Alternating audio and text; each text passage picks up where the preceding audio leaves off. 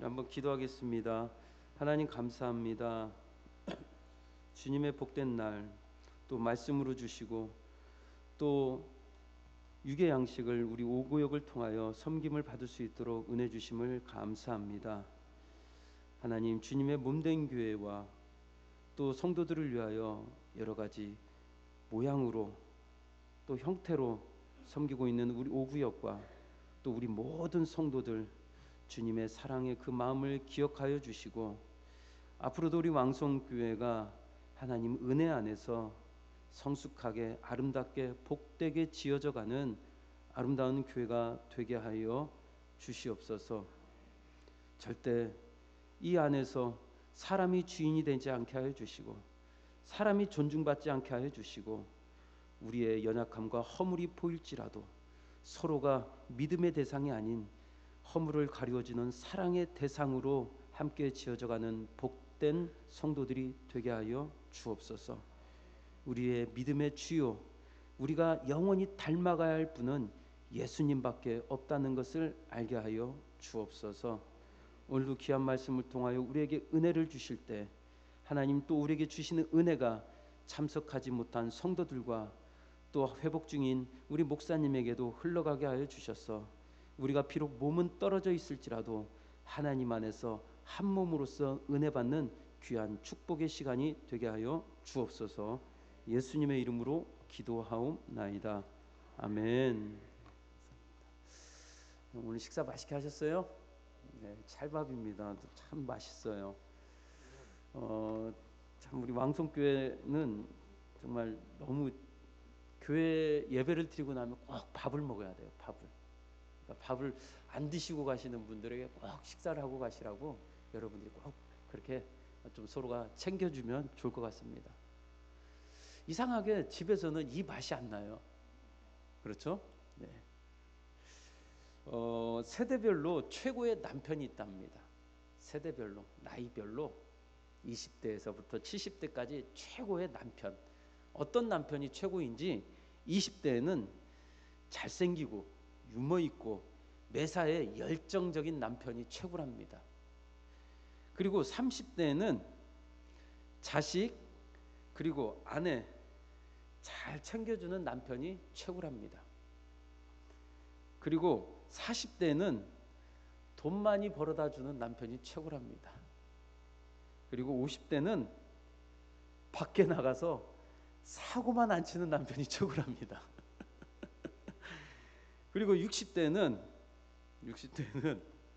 혼자 밥 잘 챙겨 먹는 남편이 최고랍니다. 그리고 이제 70대입니다. 70대는 좀 심각합니다. 말 안 거는 남편이 최고랍니다. 제가 이 유머지만 이것을 보면서 남녀 간의 사랑도 또 변하기도 하는구나. 우리가 남녀가 처음 사랑해서 결혼을 합니다. 맞죠? 그런데 그 사랑이 또 시시때때로 변하기도 하고 세월에 따라 환경에 따라 변하기도 한다라는 거죠. 이것을 좀 더 넓게 이야기하면 신앙도 마찬가지가 아닐까라는 생각도 듭니다. 우리가 처음 20대처럼 하나님을 처음 만났을 때는 그 은혜가 너무나도 커서 열정적으로 막 하나님 앞에 우리가 섬길 때가 있고 신앙생활할 때가 있습니다. 그러다가 내가 집사가 되고 또는 직분자로 좀 더 성도들의 모범이 되는 자리로 우리가 세워지게 되면 그 20대 열정적이고 여기저기 뛰어다니면서 잘 섬기던 모습은 어느덧 사라지고 이제 좀 명분을 좀 세우려고 점잖게 괜찮은 척 하는 또 신앙생활을 할 때가 있습니다. 그러다가 이제는 나이를 먹고 세월도 지나고 주님의 나라가 가까워지면은 이제는 간혹 목이 뻣뻣해지고 은혜 반응도 없고 그리고 정말 있으나 마나 하는 그런 성도로 살아갈 때가 있더라는 것입니다. 저는 여러분들께 간곡히 부탁하건대 우리 왕성교회 사랑하는 성도들은 처음 만났을 때나 그리고 신앙생활 중이나 그리고 하나님 나라가 가까워질더라도 여전히 어린아이처럼 또 젊은 청년처럼 또 아름다운 소녀처럼 여러분들이 더욱더 은혜의 꽃이 활발하게 피어나는 그러한 성도들이 되길 주님의 이름으로 간곡히 부탁드립니다. 그러한 은혜가 있을 거라고 믿습니다. 제가 참 좋아하는 말씀이 있습니다. 너는 청년의 때 너의 창조주를 기억하라. 여러분, 청년의 때라는 게 무슨 말일까요? 20, 30대 결혼하지 않는 미혼자에게 청년이라고 하지 않습니다. 성경에서는 청년이라는 말이 나이를 먹었건 아니면 결혼은 안 했건 아니면 유치부건 주일학교건 하나님의 은혜에 소명을 받은 자, 하나님 나라의 소명을 받은 자, 그 부르심을 받은 자, 일꾼들을 청년이라고 합니다. 그래서 여러분들 나이에 이렇게 백발의 노년이 되었어도 하나님 나라의 일꾼으로서 여러분들이 소명이 있다면 그분은 청년이라는 것을 꼭 기억하시기 바랍니다. 그래서 우리 왕성교회는 제가 보기에는 청년교회.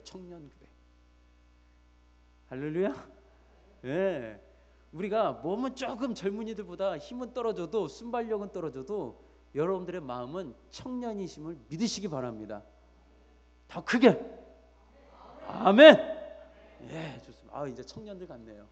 자, 한번 우리가 그렇게 변하지 않는 더욱더 정말 힘있게 살아가기로 결단하는 우리 청년들, 우리 사랑하는 왕석교회 성도들에게 오늘 오후 예배에 주시는 말씀입니다. 말씀의 제목이 무엇일까요? 오늘 한번 PPT를 띄워주실까요? 추수의 은혜라는 말입니다. 추수의 은혜. 오늘 이 제목으로 나누도록 하겠습니다. 요한복음의 말씀에 보면 오늘 오전 말씀에 이어서 계속됩니다.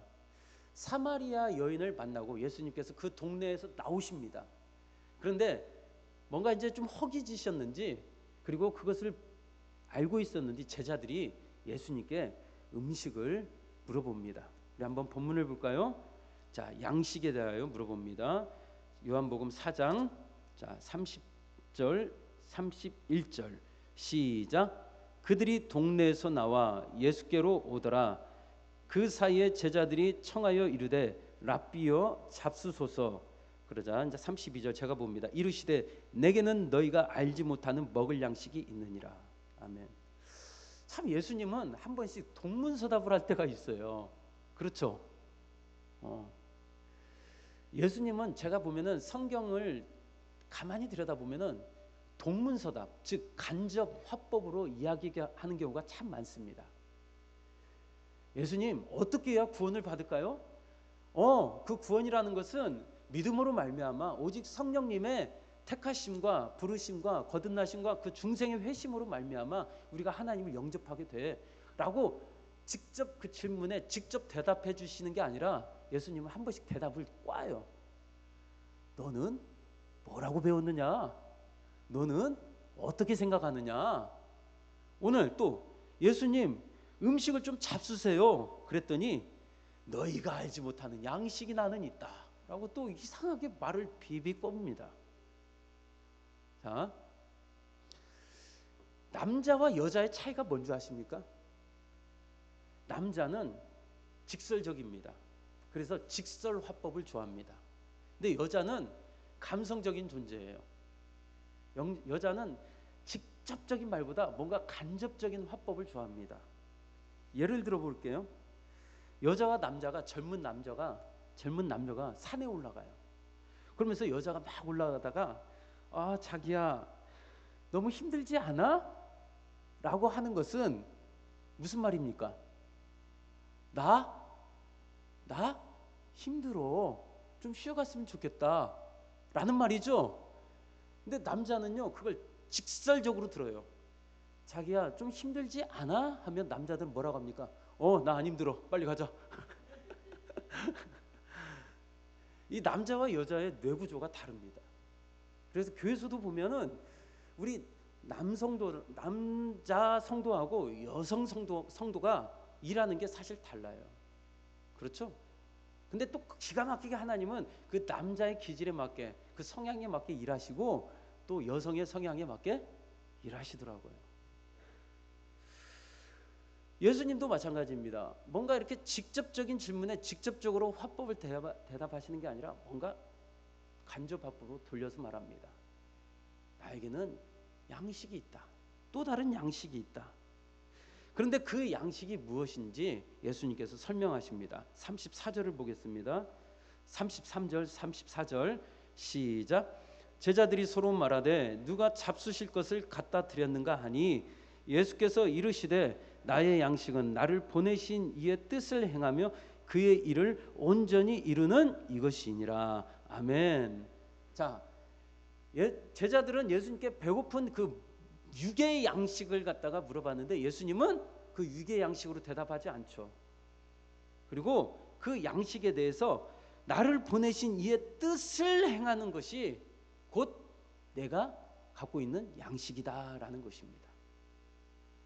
자, 그러면은 그 뜻을 이루는 양식이 뭐냐? 35절 36절입니다. 35절 36절 시작. 너희는 넉 달이 지나야 추수할 때가 이르겠다 하지 아니하느냐? 그러나 나는 너희에게 이르노니 너희 눈을 들어 밭을 보라. 희어져 추수하게 되었도다. 거두는 자가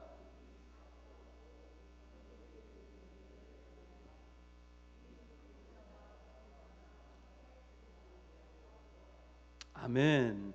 자, 그 양식에 대해서 설명을 하는데 그 양식이 가만히 들여다보니까 뭔가 먹는 양식은 아니고 그 보내신 자의 뜻을 행하는 이루는 것인데 그 뜻이 무엇인지를 알려주는 것이 바로 35절 36절입니다. 자, 간단히 이야기하면 그렇습니다. 예수님의 뭔가 비장한 양식이 있대요.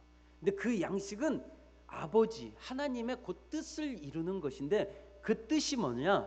바로 추수를 말합니다. 35절 36절에 보니까 추수를 말하는 거예요. 수확, 열매를 거둔다라는 겁니다. 여러분, 우리 교회에 절기 예배 중에 추수감사주일이 있습니다. 본의 아니게 오늘 강의 순서를 말씀을 계속 이어가다 보니까 추수감사주일에 관한 오늘 말씀을 여러분들하고 간단하게 나눌까 합니다. 여러분, 추수감사주일은 성경에서 정한 절기입니까? 아닙니다. 성경에서 정한 절기가 아니라 이게 근대사에 와서 한국교회 그리고 또 이런 교회 사에서 우리 성도들이 또 교회에서 만들어낸 예배 문화입니다. 최초의 추수감사주일이 어디에서 유래가 됐느냐?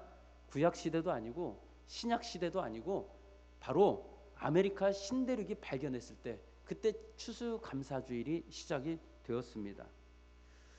청교도들이 그 핍박에 못 이겨 그 순교의 바람이 불어닥칠 때 살려고 도망을 갔습니다. 아무도 없는 그 미개척의 땅에 그들이 몸을 싣고 끝없는 항해를 했습니다. 그 배가 바로 메이플라워호라는 배입니다. 그 배를 타고 신대륙 아메리카 지금의 미국 땅에 도착했을 때 그들이 먹을 것이 아무것도 없었어요. 막 피난길로 순교의 핍박을 그들이 당하면서 살려고 도망가다 보니 먹을 양식과 입이나 이런 의식주를 해결할 만한 것이 아무것도 없었습니다. 그때 그 척박한 땅에 왔을 때 그들에게 다시 말하면 종자씨를 준 사람들이 있습니다. 그 땅에 바로 인디언 원시인들이었습니다. 그 사람들이 그 양식을 주자, 그 씨들을 주자, 그 청교도인들이 거기서 양식을 그 씨를 심어서 그리고 수확을 하게 됩니다. 그 첫 해에 그 풍성한 수확의 열매를 맺게 되고 그리고 그게 너무나도 감사해서 자기들에게 그 씨를 준 그 부족, 그 사람들을 초청해서 같이 그 풍성한 음식을 먹고 식탁에 교제를 나누게 되는 것입니다. 그런데 이게 너무나도 이 문화가 아름답고 또 이 문화가 너무나도 복되다 해서 미국에서는 이것을 하나의 국경일, 축제일로 정해버립니다. 여러분, 이 아름다운 절기가 지금 선교사들을 통하여 세계 방방곡곡에 또 우리 한국 교회도 들어와서 우리가 추수감사주의를 지키게 되는 것입니다. 여러분, 우리가 추수감사주의를 하면은 이곳에 많은 그 해에 수확한 곡식이나 아름다운 열매들을 우리가 이렇게 쌓게 되죠. 그런데 너무 우리가 그런 외적인 것에 치중하다 보면은 진짜 이 말씀 속에 우리에게 허락하신 하나님의 그 추수에 관한 은혜를 우리가 모르고 살아갈 때가 참 많다라는 것입니다. 간단히 이야기하면 이렇습니다. 먹을 것을 주셔서 한 해 농사를 잘 지켜주셔서 감사합니다 라는 것이 아니라는 것입니다. 여러분, 놀랍게도 이게 기독교에만 추수감사주일이 있지 않습니다. 불교에도 있습니다. 불교의 전성시대가 있었습니다. 우리나라의 역사에. 그때가 언제죠? 고려시대입니다. 고려시대에는 불교가, 다시 말하면 승려가 최고의 직업이었었습니다. 그 정도로 존중받고 인정받고, 그리고 심지어는 최고의 권위자가 되기도 했습니다. 불교가 너무나도 존중을 받고 있던 시대에 불교에서는 1년에 2번 큰 행사가 있었습니다. 첫 번째 팔간회라는 것입니다. 그리고 두 번째 연등회라는 것입니다. 제가 갑자기 불교 이야기를 하는 이유를 여러분들이 잘 아셔야 돼요. 이게 불교와 기독교의 유사한 점이 참 많습니다. 추수감사주의를 설명하려고 하다 보니까. 팔간회는 뭐냐? 바로 죽은 병사들 그리고 전사자들을 위하여 거행되어 온 행사인데, 이 고려시대 때 팔관에는 약간 성격이 변해서 그 사람들 때문에 우리가 이렇게 잘 먹고 잘 살고 화평을 누리고 있다라고 해서 매년 봄과 겨울에 그런 농경의례의 차원에서 추수감사 의식을 불교적으로 드리게 되었습니다. 다시 말하면 조상들 덕분에 우리가 이렇게 잘 먹고 잘 산다, 이 나라를 지켜준 호국 영웅들을 잊지 말자라고 해서 이렇게 오늘도 잘 수확하게 해주셔서 감사합니다라고 해서 추수감사절기를 드렸다니까요. 그리고 두 번째 연등회는 또 뭐냐? 석가탄신일날 우리가 사찰에 가면 연등을 걸어놓잖아요. 바로 그걸 연등회라고 합니다. 신라시대 때부터 이 연등회가 유래가 되었는데, 이것도 정월 대보름에 하다가 2월 보름에 각 지역 단위로 거행한 것이 신라시대 연등회야 그렇게 유래가 되었고, 또 현재 연등회는 불교에서 가장 큰 행사로 부처님 오신 날로 이루어지고 있습니다. 그런데 그 부처님 오신 날도 계속 그들이 제단을 쌓고 이렇게 우리가 부처님 덕분에 우리가 잘 먹고 잘 살고 한 해 농사도 풍년을 이루었습니다 라고 또 사람들이 거기에 불공을 드리기도 합니다.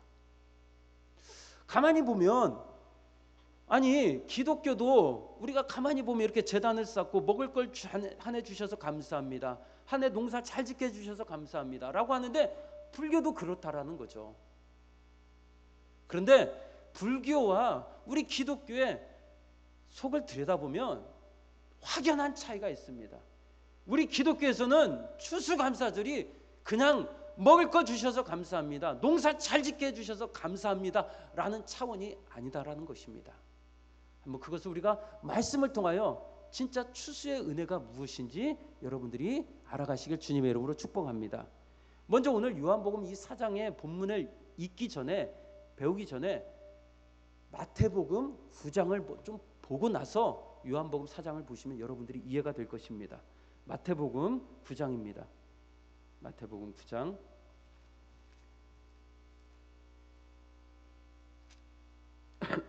마태복음 9장 37절 38절입니다. 37절 38절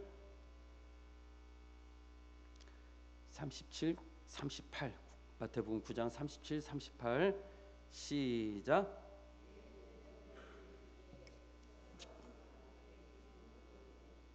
그러므로 추수하는 주인에게 청하여 추수할 일꾼들을 보내주소서 하시니라. 아멘. 자, 추수라는 단어가 나오는데, 여기서 보면은 추수할 것은 많되 일꾼이 적다고 합니다. 그리고 추수하는 주인이라는 또 인물이 등장합니다. 이게 무슨 말일까요? 이게 누구를 말하는 걸까요? 자, 추수라는 것은 헬라 말로 데리스모스, 거두다라는 뜻입니다. 거두다. 그런데 이 데리스모스 말한 헬라 말은 구원받은 백성을 말합니다. 그러니까 이 알곡, 추수, 열매를 다시 말하면 우리 곧 성도들, 구원받은 백성들이라고 그렇게 비유하고 있는 것입니다. 그러면 추수할 일꾼, 이제 추수는 알았는데 추수할 일꾼은 누구냐? 자, 추수꾼이라고도 하는데 그 추수꾼이 마태복음 13장 39절에 나옵니다. 추수할 일꾼, 추수꾼이 누군지 한번 13장 39절을 보겠습니다. 39절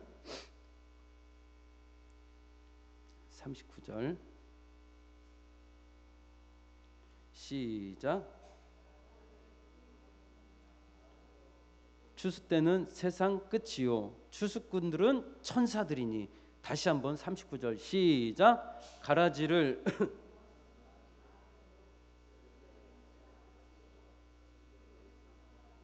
아멘. 자, 간단하게 정체가 밝혀졌네요. 추수할 것이 많대. 곧 구원받은 하나님의 백성들이 많다. 그리고 그 구원받은 하나님의 백성들을 이제 거두어 드린다. 그런데 그 거두어 드리는 그 인도하는 과정에 그 추수꾼이라는 말이 곧 천사들을 말합니다. 성경에 보면 하나님께서 마지막 재림하실 때 하나님과 누구들을, 천군 천사들을 같이 동원하여 하나님의 그 영광을 우리에게 보여주시고 또 그 천군 천사들의 호령과 함께 하나님의 그 영광 가운데서 우리 하나님의 자녀들도, 택함 받은 자녀들도 우리도 부름을 받게 됩니다. 믿으십니까? 아멘. 그렇게 천사들을 추수꾼이라고도 합니다. 자, 다시 한번 쉽게 간단하게 얘기하면 마지막 종말의 날에 우리 하나님의 자녀들은 추수로서, 알곡으로서, 가라지가 아닌 알곡으로서 우리는 하나님의 나라의 부름을 받게 됩니다. 믿으시죠? 예, 정말로 믿으시죠? 아멘. 오늘 제가 간단히 설교할 겁니다. 그러면은 제가 여러분들한테 다시 믿으신다고 했으니까 여러분들에게 물어보겠습니다. 여러분들은 그러면 어떠한 근거로 추수, 곧 구원받은 하나님의 자녀가 되었습니까? 무엇을 근거로? 마지막 날 그 천군 천사를 동원하여 우리를 데리러 오실 그 신랑 되신 예수님, 우리를 그렇게 알곡으로서 우리를 추수하실 예수님, 무슨 근거로 여러분들은 그렇게 알곡, 하나님 나라에 들어가게 됩니까? 예수 그리스도 부르심으로. 그 근거가 오늘 여러분들이 보았던 요한복음 4장 말씀입니다. 자, 이제 제가 아까 그랬죠? 요한복음 4장 말씀을 보려면은 마태복음 9장 말씀을 보면 이해가 될 거라고. 자, 이제 본문 말씀을 한번 그걸 보겠습니다. 요한복음 4장을 보십시오. 제가 아까 그랬죠? 무슨 근거로 여러분들이 그렇게 알곡이 되는지, 하나님 나라에 들어가게 되는지. 자, 요한복음 4장 36절 38절까지 보겠습니다. 요한복음 4장 36절부터 38절 시작.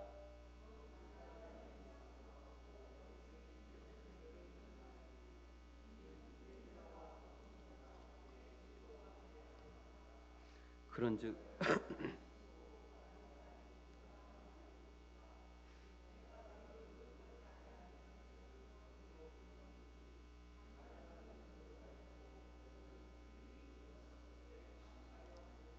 아멘. 자, 이제 말씀을 정리해 드립니다. 하나님은 양식이라는 것으로 뭔가 그 하나님의 심오한 뜻, 하나님이 그 보내신 뜻을 설명하는 겁니다. 내가 왜 왔는 줄 아니? 나는 양식으로 왔는데 그 양식은 곧 하나님 아버지의 그 보내신 뜻을 이루러 온 거야. 너희들이 먹는 그 양식으로 아니라 진짜 나는 일용할 양식, 아주 소중한 양식, 그 하나님의 뜻을 이루러 온 유일한 양식으로 왔어. 그런데 너희들이 그렇게 하나님 나라의 추수, 곧 귀한 수확의 열매로서 너희들이 나중에 추수, 거두게 될 터인데 어떻게 너희들이 그렇게 알곡이 되었는지 아니? 바로 거두는 자가 이미 삭도 받았대요. 여러분, 이게 무슨 말일까요?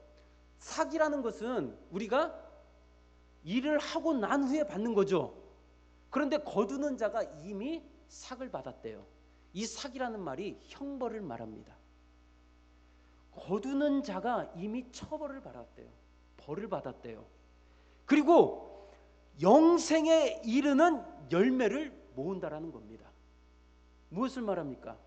이게 바로 십자가의 구속의 은혜, 그리고 그 구속의 은혜의 부르심을 받은 백성들을 말합니다. 다시 말하면 하나님이, 예수님이 이미 내가 이 땅에 오기 전부터, 아니 내가 믿기 전부터 이미 나를 위하여 형벌을 당하시기로 그렇게 하나님께서 작정하셨어요. 그리고 그 하나님의 자녀들을 이미 그분이 모으시고 부르셨어요. 이것을 택정이라고 합니다.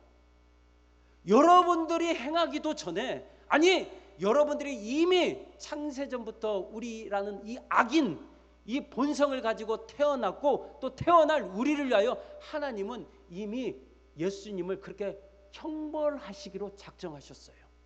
그리고 여러분들이 그렇게 알곡으로 모으셨어요.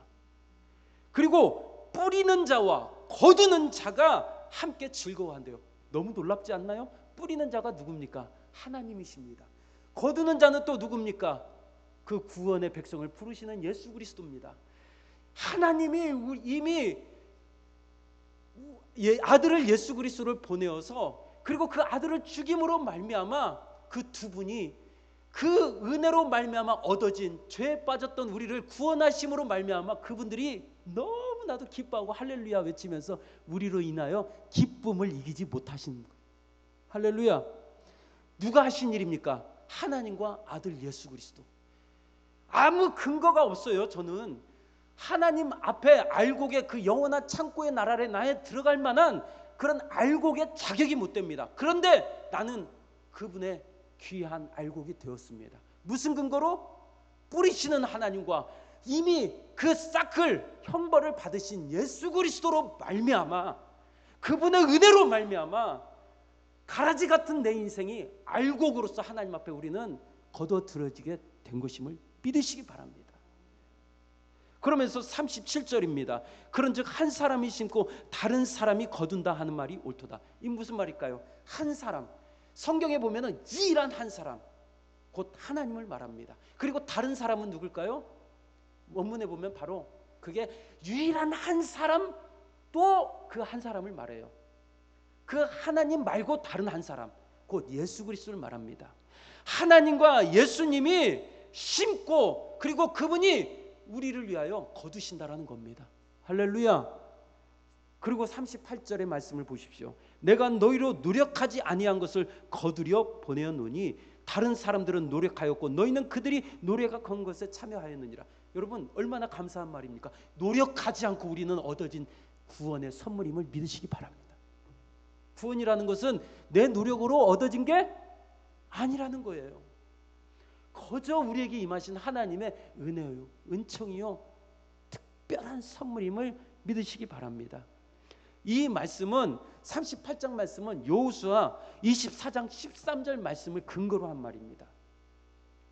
이 여호수아 24장 13절 말씀을 예를 들면서 이 말을 한 거예요. 너희들은 노력하지 않고 차지하게 된 자들이다. 너희들은 아무것도 하지 않고 거저 특권을 얻었고 너무나도 큰 것을 얻은 자들이다 라고 설명을 하는 겁니다. 이게 여호수아 24장 13절 말씀을 인용한 말씀인데 한번 그 말씀을 보고 이제 말씀을 서서히 가름하도록 하겠습니다. 여호수아 24장 13절입니다. 여호수아 24장 13절.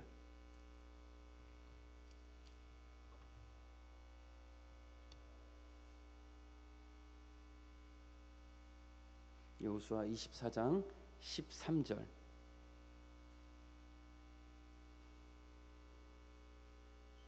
여호수아 24장 13절입니다. 시작.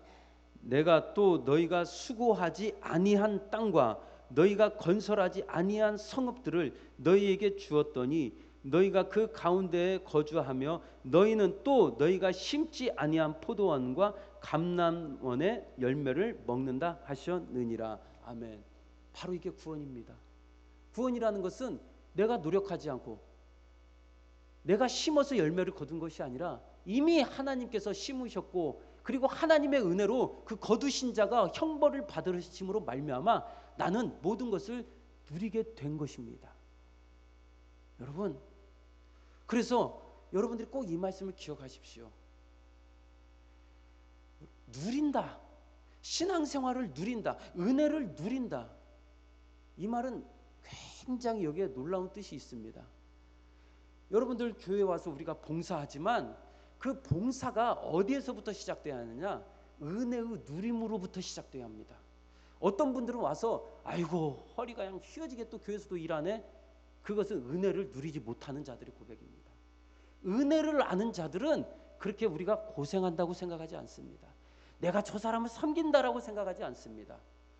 누린다라는 것은 모든 것을 하나님 내가 즐거워합니다. 내가 한 것이 아무것도 없습니다. 오직 즐거워하는 것이 누림이지, 누림이라는 것을 우리가 뭔가 그것을 해야 한다, 그리고 나에게 어떤 큰 일이다, 뜻이다, 사명이다, 업보다, 업무다, 소명이다 라고 하지 마십시오. 먼저 그것을 즐거워하십시오. 그 자리에 내가 어떻게 그 자리에 앉게 되었고 서게 되었고 또 내가 그 일에 봉사하게 되는지 먼저 그 깊은 기원을 아십시오. 그러면은 즐거움으로 말미암아 우리의 행동들이 다 나타나게 되고 시작이 되고 격발하게 되는 것입니다. 저는 그래서 신앙생활은 우리의 노력으로 하는 것이 아니라 은혜의 누림으로 살아가는 것입니다. 한번 이렇게 고백하겠습니다. 자, 신앙생활을 하기 전에 은혜를 먼저 누립시다. 아멘. 여러분, 이게 바로 추수의 은혜입니다. 먹을 것을 주셔서 감사합니다라는 게 아니라 나 같은 자가 그 뿌리는 자와 거두는 자의 절대적인 은혜로 내 공로는 요만큼도 보태짐도 없이 전적인 하나님의 은혜로 내가 알고게 되었습니다. 하나님 너무나도 감사합니다. 이 구원의 은혜를 고백하는 게 추수감사주일의 시작이 되시길 주님의 이름으로 축복합니다.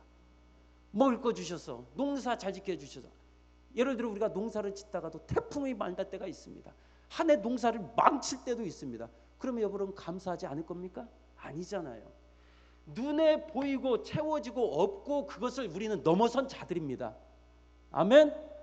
우리는 그것을 넘어서 나에게 영원한 생명, 그 나를 알곡 삼아 주신 그 뿌리신 자와 거두는 자가 그 받으신 형벌로 말미암아 하나님 내가 성도라는 알곡이 되었습니다. 감사합니다. 있고 없고 농사 잘 되고 망해도 저는 감사합니다 라는 그런 온전한 마음의 중심의 고백이 여러분들 안에 날마다 있게 주님의 이름으로 축복합니다. 그래서 1년에 한 번 드려지는 추수감사주일만 감사하는 게 아니라 하늘나라 가는 그날까지 날마다 감사하는 저와 우리 사랑하는 성도들이 되시길 주님의 이름으로 축복합니다. 오늘 오전에 우리가 사마리아 여인을 배웠죠. 그리고 오후에 그 동네에 나와서 지금 예수님은 양식을 얘기합니다. 오전에는 사마리아 여인에게 뭘로 비유했습니까? 물로 비유를 했죠. 그리고 오늘 오후에는 뭘로 예수님이 비유합니까? 양식입니다. 사람에게 있어, 성도에게 있어서 가장 필요한 게 뭡니까? 바로 예수님이 우리에게 허락하여 주신 생수, 영원한 생명의 물, 그리고 두 번째 우리에게 허락하신 영원한 하나님의 생명의 떡, 양식, 곧 성도들이 먹어야 할 말씀임을 그렇게 말하고 있는 것입니다. 물과 양식, 곧 예수 그리스도의 피와 그 생명의 떡, 그것으로 말미암아 여러분들의 삶이 날마다 감사가 넘치고 행복하고 복되신 여러분들이 되길 주님의 이름으로 축복합니다. 우리 찬송가 300